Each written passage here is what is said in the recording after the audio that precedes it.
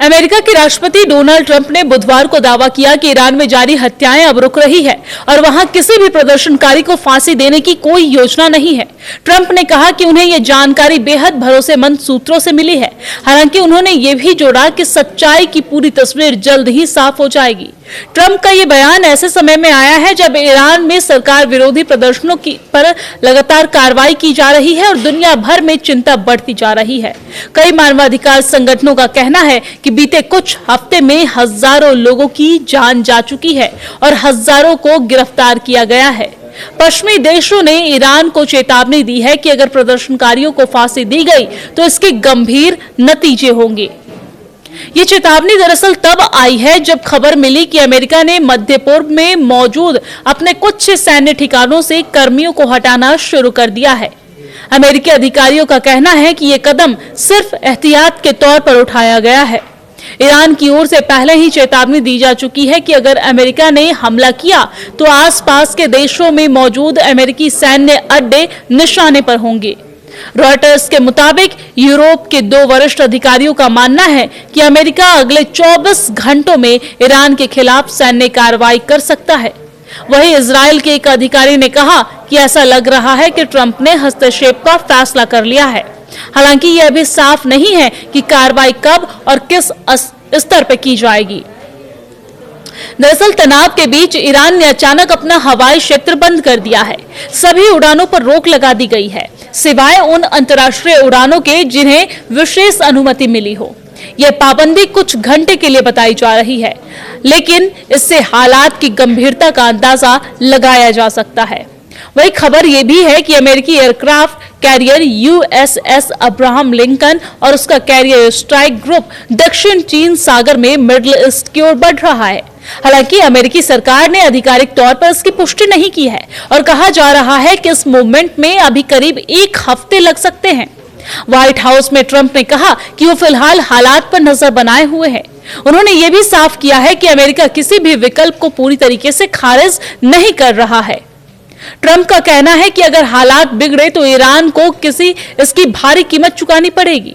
Iran सरकार का आरोप है कि अमेरिका हालात का बहाना बनाकर सैन्य दखल देना चाहता है। वहीं ये प्रदर्शन अब ईरान के 180 से ज्यादा शहरों में फैल चुके हैं और ये 1979 की क्रांति के बाद सरकार के लिए सबसे बड़ी चुनौती बन गया है। दरअसल मानवाधिकार संगठनों के आंकड़ों में ईरान सरकार के दावों से अलग तस्वीरें पेश कर रहे हैं।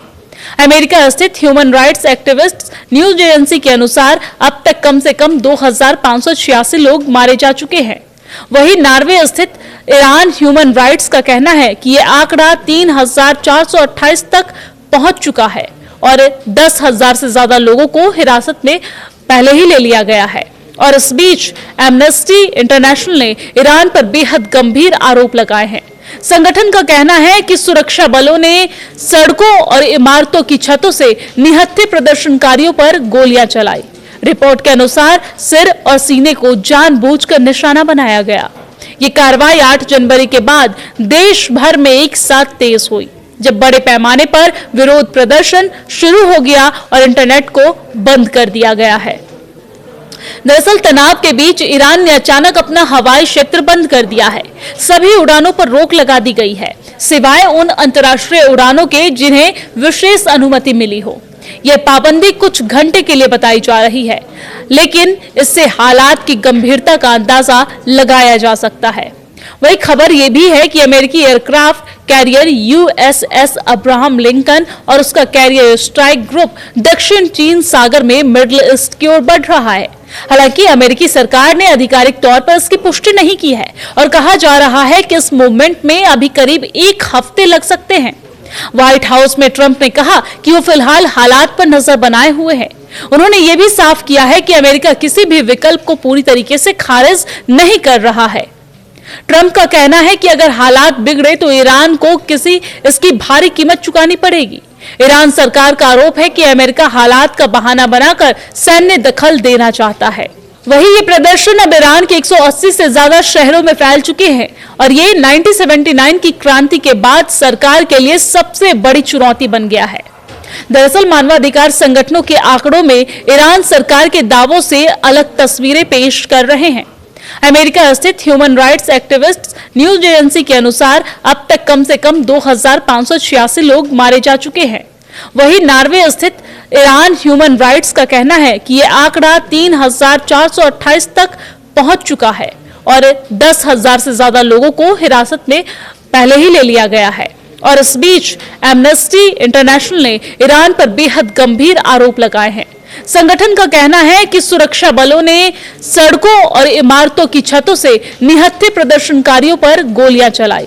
रिपोर्ट के अनुसार सिर और सीने को जानबूझकर निशाना बनाया गया। ये कार्रवाई 8 जनवरी के बाद देश भर में एक साथ तेज हुई, जब बड़े पैमाने पर विरोध प्रदर्शन शुरू हो गया और इंटरनेट को बंद कर दिया गया है।